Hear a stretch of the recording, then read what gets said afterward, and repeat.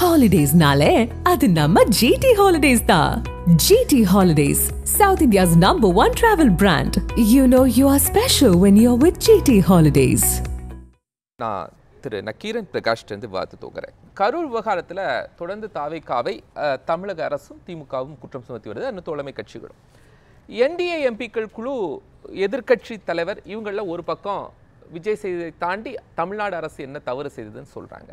உண்மையாகவே கரூர் விவகாரத்தில் என்ன நடக்குது, தாவேக்கா நிர்வாகிகள் மேலே குற்றம் சுமத்துறதை நீங்கள் எப்படி பார்க்குறீங்க? சார், தாவேக்கா நிர்வாகிகள் மேலே குற்றம் சுமத்துறது பற்றி சொல்கிறதுக்கு முன்னாடி இதில் முதல் குற்றவாளி விஜய் தான் சார். அவரை மீறி தாவேக்கா ஒன்று இயங்க முடியாது. அவர் தான் அவர் வராரு, ஒரு 5000 பேரோட வராரு.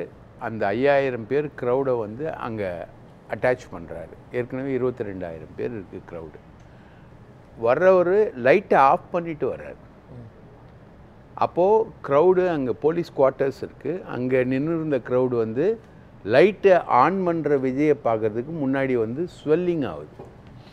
விஜயோட ஒவ்வொரு கூட்டத்துலேயும் கேஷுவாலிட்டிஸ் ரொம்ப அதிகம். உளுந்தூர்பேட்டை மாநாட்டிலையும் சரி, மதுரை மாநாட்டில் ஒரு பையன் ஸ்பாட்டில் அவுட்டு, மூச்சு அரைச்சி போய் செத்துட்டான். கன்னியாகுமரி பையன், ரைட்டுங்களா? அங்கேயும் அவுட். அதே மாதிரி நாமக்கல் கூட்டத்தில் 25 பேர். இல்லை, ஒரே நிமிஷம். இல்லை, இந்த லைட் ஆஃப் பண்ணி ஆன் பண்ணுறது இருக்குல்ல, இது கரூரில் நடந்ததா இல்லை மற்ற பக்கம்? கரூரில் நடந்தது. கரூர்லேயும் நடந்தது சார். நீங்கள் சொல்கிற மாதிரி இவங்கெல்லாம் சொல்கிற மாதிரி பெரம்பலூரில் நடந்தது கிடையாது. லைட் ஆஃப் பண்ணி ஆன் பண்ணுறது. கரூரில் லைட்டு ஆஃப் பண்ணப்பட்டதுன்றதுக்கான எவிடன்சஸ் இருக்குது. லைட்டாக அங்கே இருக்கக்கூடிய ஒரு போலீஸ் குவார்ட்டர்ஸ் சார், 50 மீட்டர்ஸ்க்கு முன்னாடி இருக்கக்கூடிய ஒரு போலீஸ் குவார்ட்டர்ஸ். அங்கே வந்தவொடனே விஜய் லைட் ஆஃப் பண்ணிவிட்டு, இல்லை ஏன்னா இல்லை, அதுக்கு முன்னாடி உள்ள வீடியோஸ் ஃப்ளோவில் இருந்துச்சு, அதனால சொல்கிறேன். அந்த எவிடன்ஸ் அன்னைக்கு கரூரில் நடந்தது மாதிரி முன்னாடி இருந்த வீடியோஸ் லைட் ஆஃப் பண்ணி லைட் ஆன் பண்ணுறாரு, சிரிக்கிறாரு அப்படின்னு ஏற்கனவே பெரம்பலூரில் அந்த மாதிரி இருந்தது வீடியோ அப்படின்னு காட்டுவாங்க. ஆனால் கரூரில் இன்சிடெண்ட்டுக்கு என்ன காரணம்னு விசாரிக்கும் போது கேன்சல் ஆனது, அதனால் சொல்கிறேன் சார். அது கேன்சல் ஆனது சார். அதுக்குள்ளே நான் வரல. நீங்கள் ஏன் சார் கேன்சல் ஆனதுக்கு என்ன தூக்கிட்டு போகிறீங்க? நான் அதுக்குள்ளே வரல. கரூரில் லைட் ஆஃப் பண்ணி ஆன் பண்ணார் விஜய். அதனால க்ரௌடு ஸ்வெல்லாச்சு. விஜய்க்கு எப்போவுமே இந்த பழக்கம் இருக்குது. இது மாதிரி க்ரௌடு ஸ்வெல்லிங் ஆகிறதும் பொதுவாக அவரோட கூட்டங்கள் முழுக்க கேஷுவாலிட்டிஸ் தான். இங்கே சென்னையில் சிவானந்தா சாலையில் ஆர்ப்பாட்டம் நடத்தும் பொழுது, அது ஒரு மிகப்பெரிய சாலை, அது ஒரு 160 அடிக்கு மேலே இருக்கக்கூடிய சாலை, பீச்சிலேருந்து மவுண்ட் ரோடு வரைக்கும் கனெக்ட் ஆகிற சாலை. அந்த சாலையில் அவர் நடத்தின ஆர்ப்பாட்டத்தில் விழுப்புரத்துலேருந்து வரைக்கும் ஜனங்களை கூப்பிட்டு வந்தாங்க. அதில் 50 பேர் மயங்கி விழுந்தாங்க, பெண்கள். இது நம்ம ரிப்போர்ட்டராக நேராக பார்த்தது இங்கே. அதே மாதிரி நாமக்கல்லையும் இப்போது கரூர் இன்சிடெண்ட்டுக்கு முன்னாடி நாமக்கல்லையும் கேஷுவாலிட்டிஸ் இருக்குது. இவர் எங்கே போனாலும் இந்த மாதிரி கேஷுவாலிட்டிஸ் வர்றதும், அந்த கேஷுவாலிட்டிஸை இவர் கண்டுகொள்ளாமல் போகிறதும், எந்த கேஷுவாலிட்டியும் இவர் கண்டுக்கிட்டதில்லை. மதுரை மாநாட்டில் ஒரு பையன், சுசீந்திரம் பையன், விழுந்து செத்தான், மூச்சு திணறி செத்தான், கண்டுக்கல. உளுந்தூர்பேட்டை மாநாட்டில் அஸ்ரா கார்க்குன்னு ஒரு ஐஜி நார்த்து 21 கண்டிஷன்ஸ் போட்டு இவர் அலோவ் பண்ணார். அவர் கடைசி கட்டத்தில் மைக்கில் அலறி மாநாட்டை உடனே நிறுத்த சொல்லுங்கள் அப்படின்னு சொல்லி மைக்கில் அலறி மைக்கோடு ஓடி அங்கே மாநாட்டை நிறுத்தினதில் தான் தீர்மானங்கள் அந்த மாநாட்டில் நிறைவேற்றப்படலை. ஸோ இவருக்கு கேஷுவாலிட்டி ஆகிறதும், தொண்டர்கள் கேஷுவாலிட்டி ஆகிறதும், ரசிகர்கள் கேஷுவாலிட்டி ஆகிறதும், அதை இவர் கண்டுக்காமல் போகிறதும் இது நடந்துட்டு இருக்கல சார். இப்போ காவல்துறையினுடைய பங்கு என்ன? பெர்மிஷன் அவங்கள்ட்ட வாங்குறாங்க, கண்டிஷன்ஸ் அவங்க ஃபாலோ பண்ணலைன்னா அதை ஸ்டாப் பண்ண வேண்டிய பொறுப்பு யார்கிட்ட இருக்குது சார்? காவல்துறை. அது அவங்க பண்ணல, அது காவல்துறையோட மிஸ்டேக். காவல்துறையுடைய தவறு ஸ்டாப் பண்ணல. ஏன் இன்னைக்கு இவ்வளோ நடந்தது நீங்கள் கேட்குறீங்களா, கேள்வி வச்சுக்கிறீங்களா? பலிகடா ஆக்கப்படுகிறார்கள் தாவேக்கா நிர்வாகிகள். இதே கேரளாவாக இருந்தால் என்ன சார் நடந்திருக்கும்? கேரளாவாக இருந்தாலும் சரி, ஆந்திராவாக இருந்தாலும் சரி, வேறு எங்கே இருந்தாலும் இந்நேரம் விஜய் அரெஸ்ட் பண்ணப்பட்டிருப்பார். தமிழக அரசு விஜயை கைது பண்ணுறதுல பயப்படுது. ஏன்? பொலிட்டிக்கலாக ஃபயர் ஆகிடும், விஜயை வந்து கைது பண்ணிட்டா ஒரு மிகப்பெரிய நடிகர் அப்படின்னு தமிழக அரசு விஜயை பார்த்து பயப்படுது. இல்லைன்னா நீங்க கைது பண்ணணும் அதுங்கிற சொல்லிருங்க சார். விஜய் ஏன் கைது பண்ணணும், அதுக்கான நாம்ஸ் இருக்கா சார்? கைது பண்ணுறதுக்கான நாம்ஸ் என்னன்னா, நீங்கள் வந்து போலீஸ் கொடுத்த அனைத்து நிபந்தனைகளையும் மீறுறீங்க. இன்றைக்கி அரசு அதிகாரிகள் வந்து ப்ரெஸ் மீட் வைக்கிறாங்க. செந்தில் பாலாஜி ப்ரெஸ் மீட் வைக்கிறார். அவங்க எல்லாமே சொல்லக்கூடியதுன்னா, க்ரௌடு வந்து ஸ்வெல்லிங் ஆகுது, க்ரௌடு வந்து இவர் வந்ததுனால ஸ்வெல் ஆகுது, இவர் லைட் ஆஃப் பண்ணுறாரு, இன்னொரு க்ரௌடு ஸ்வெல் ஆகுது, இவர் வந்து ஒரு 5000 பேரை கூட்டிக்கிட்டு வர்றார், அதனால க்ரௌடு ஸ்வெல்லிங் ஆகுது. அந்த ஸ்வெல்லிங்னால தான் இந்த ஸ்டாம்பீட் நடக்குது.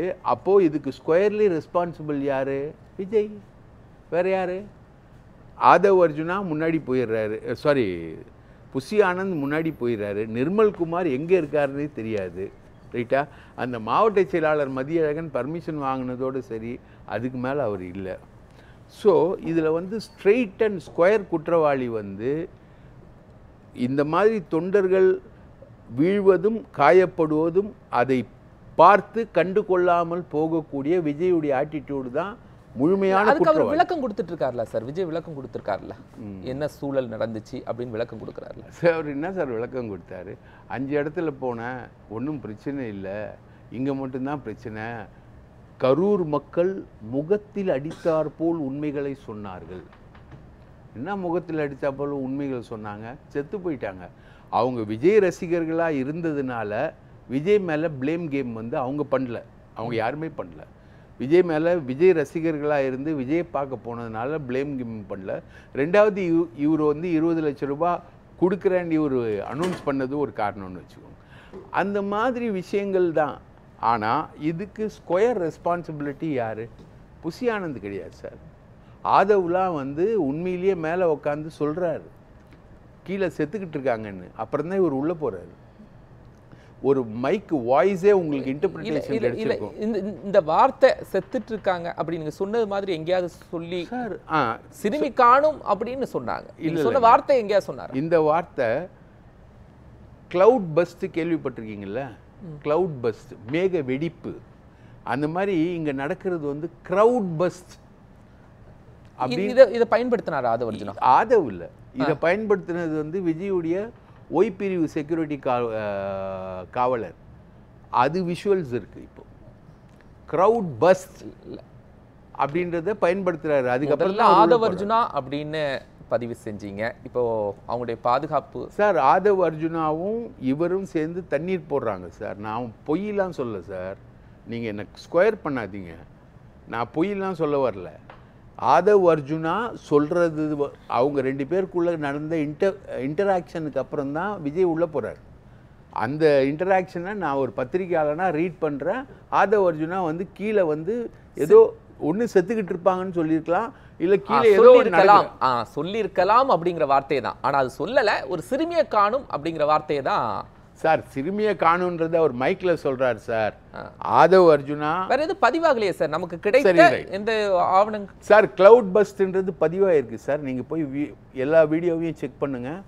கிரவுட் பஸ்ட்ன்ற வார்த்தை அந்த டைம்ல நடந்ததை எத்தனையோ வீடியோ பதிவுகள் இருக்கு. நான் வேணா எடுத்து காட்டுறேன் உங்களுக்கு. கிரவுட் பஸ்ட்ன்றத, கிரவுட் பஸ்ட்ன்ற வார்த்தை பதிவாயிருக்கு சார். கிளவுட் பஸ்ட் மாதிரி கிரவுட் பஸ்ட். கிரவுட் பஸ்ட்டுக்கு அர்த்தம்னா கிரவுட் வந்து அன்கண்ட்ரோலபிள். அங்க இருந்து ஏதோ ஒரு சவுண்ட் வந்துச்சா இல்ல பர்టిక్యులரா இவங்க சொன்னாங்க அப்படின்னு நீங்க கேட்டீங்களா சார்? சார் இவங்க சொன்னது தான் சார். இவரோட செக்யூரிட்டிக்காரங்க அவங்க யூஸ் பண்ணக்கூடிய இந்தி கலந்த தமிழ் வார்த்தைகள்ல அவங்க சொன்னது தான் சார். இப்போ ஸ்கொயர்லி ரெஸ்பான்சிபிள் விஜய். அவர் வந்து இந்திய கான்ஸ்டிடியூஷனுக்கு அப்பாற்பட்டவர் அல்ல. Sofa சந்திரசேகரும் SA. சந்திரசேகரும் பெற்றவர் வந்து இந்திய கான்ஸ்டிடியூஷனுக்கு அப்பாற்பட்டவர் அல்ல. எம்கேடி தியாகராஜ பாகவதர்லேருந்து என்எஸ் கிருஷ்ணன்லேருந்து அல்லு அர்ஜுன்லேருந்து கேரளாவில் வந்து தப்பு இழைச்ச அத்தனை பேரும் கைதாகி இருக்காங்க, விசாரணைக்குள்ளாயிருக்காங்க. ஜெயலலிதா கைதாகி இருக்காங்க, ஜெயிலுக்கு போயிருக்காங்க, விசாரணைக்குள்ளாயிருக்காங்க. ஏன் சார் தமிழக அரசு நிர்வாகிகளை டார்கெட் பண்றாங்க இல்லையா? ஏன் விஜய் கிட்ட போல? அது என்ன அச்சம்னு மட்டும் நீங்க சொல்லிருங்க. அச்சம் என்ன இருக்கு? இவர் ஒரு மிகப்பெரிய நடிகர். இவர் வந்து தமிழக அரசை குறை சொல்றாரு. இவர் தமிழக அரசை குறை சொல்லும் பொழுது இவரை வந்து கைது பண்ணி உள்ள வச்சா நான் டிஎம்கேக்கும் டிவிகேக்கும் போட்டின்றாரு. அந்த டிஎம்கேக்கும் டிவிகேக்கும் போட்டின்றத உண்மையாக்கிடுவோம் அப்படின்ற ஒரு அச்சம். இப்ப தமிழக அரசு குறை சொல்றதுனால தாவேக்காவை பலிகடா ஆக்குறதுக்கான முயற்சியில தமிழக அரசு முற்பட்டிருக்காரு. 10 ரூபாய் பாலாஜின்னு சொல்றாரு. தாவேக்காவை வந்து பலிகடா ஆக்கல சார், தாவேக்காவை பலிகடாக்கல சார். தாவேக்காவோட ரேலியில தான் சார் 40 பேர் செத்து 40 பேர் தான் சார் பலிகடா ஆயிருக்கான். தாவேக்கா கிடையாது சார்.